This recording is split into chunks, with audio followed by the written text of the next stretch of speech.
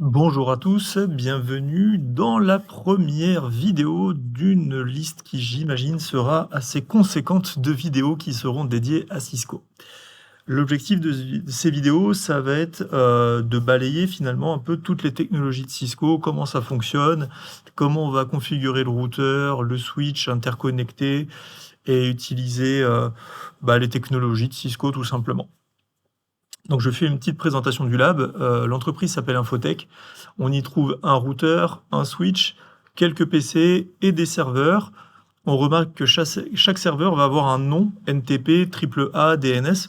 Et on va se rendre compte que ces serveurs ont un rôle. Je les balayerai un petit peu plus tard quand je serai amené à les configurer et puis à m'en servir.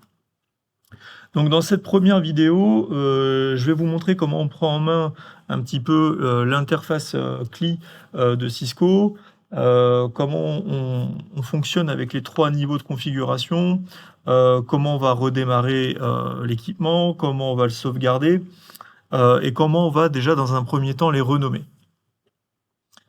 Donc je vais basculer sur mon routeur. Hop, je vois que mon routeur ici est bien sous tension, hein, donc on peut l'éteindre et l'allumer physiquement ici. Je vais passer dans la commande CLI, là je vais taper non, et j'arrive sur mon routeur. Donc ici, je suis en mode utilisateur. Ça veut dire que si je tape la commande point d'interrogation, je me rends compte que j'ai quelques commandes disponibles qui vont me permettre par exemple de faire du ping ou d'afficher une configuration. J'ai la possibilité de passer en mode privilégié via la commande enable qui va venir me rajouter ici un hashtag. Et je me rends compte qu'ici, par contre, je vais avoir beaucoup plus de commandes disponibles.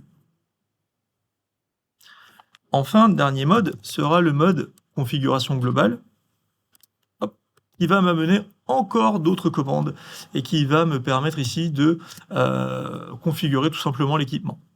Moi, ce que je souhaite faire, dans un premier temps, c'est renommer mon équipement.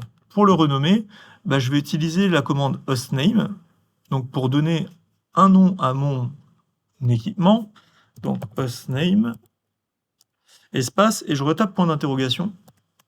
Et là, il m'explique que le mot attendu, ça sera un mot. Donc, je peux utiliser n'importe quel mot.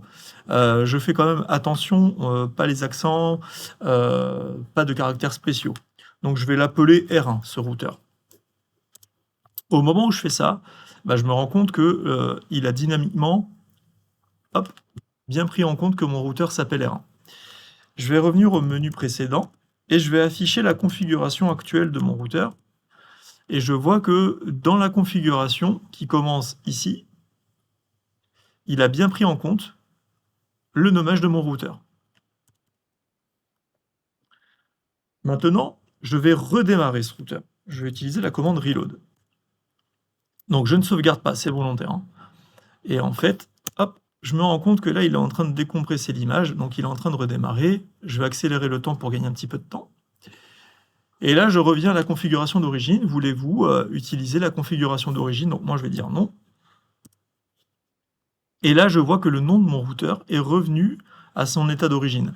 Ça veut dire que ce que j'ai fait tout à l'heure, il ne l'a pas pris en compte. Ça veut dire qu'actuellement, je travaille dans la mémoire RAM directement de ma machine.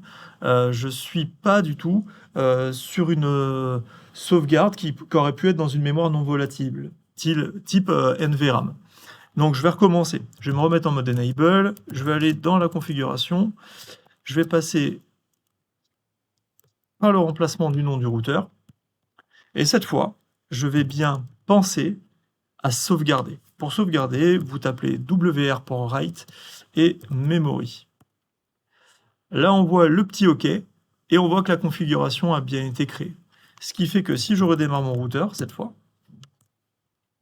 j'accélère un petit peu le temps, on voit que ça a été pris en compte.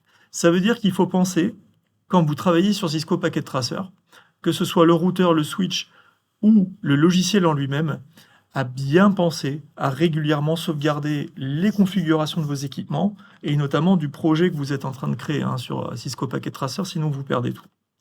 Donc je vais réaliser la même opération de l'autre côté, je vais me mettre sur le switch et on va voir que ce sont les mêmes commandes.